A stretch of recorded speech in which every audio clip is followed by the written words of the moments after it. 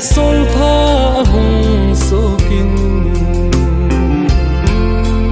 lalim lai mi thana hung lang kanau du lai dino dal choi le hu sin chang din ka hum hal thei pu kalai gil ga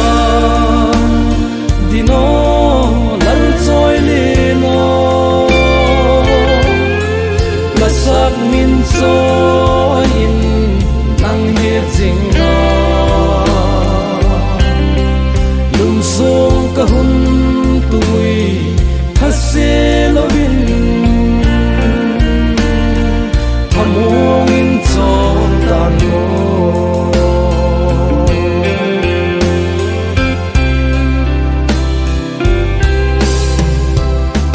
chung van sanga si al te tun len na sim al bang loi din la pam ta lo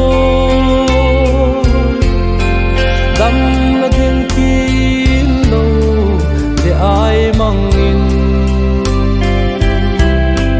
sim tu lem go dan zo gol hilo alai gil ga dino lal choi li no la sak min so in nang he jing na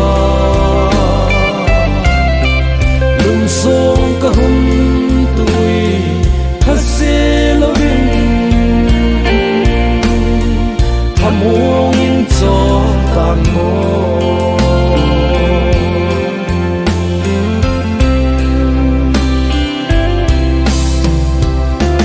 kalem gul ngai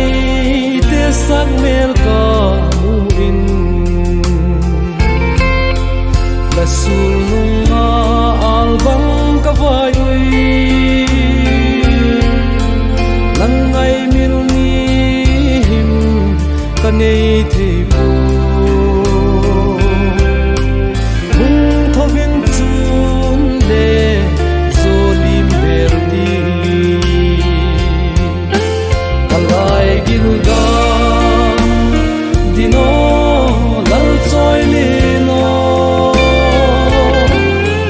la sak min so in nang he jing na lum song ka hum tui hase lovin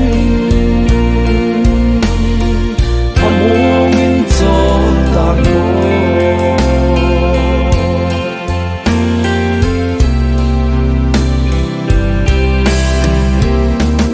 ang lai nau bang a ka pom chim thei lo mal bang ko na sun nung chenga la chun le zo pie gal mun no ma ei la don in o kana dino alai gil ga dino lal choi le no la sak min so in nang he jing na lum song ka hum tui hase lovin hamong in cho tan mo lum song ka hum tui hase lovin